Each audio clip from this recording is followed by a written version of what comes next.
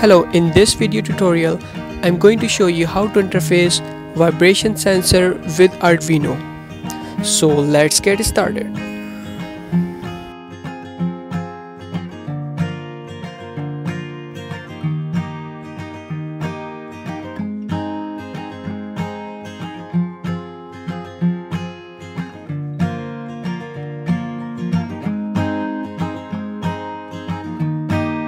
For more interesting project, please subscribe to our channel and don't forget to click on bell icon for our recent post notifications.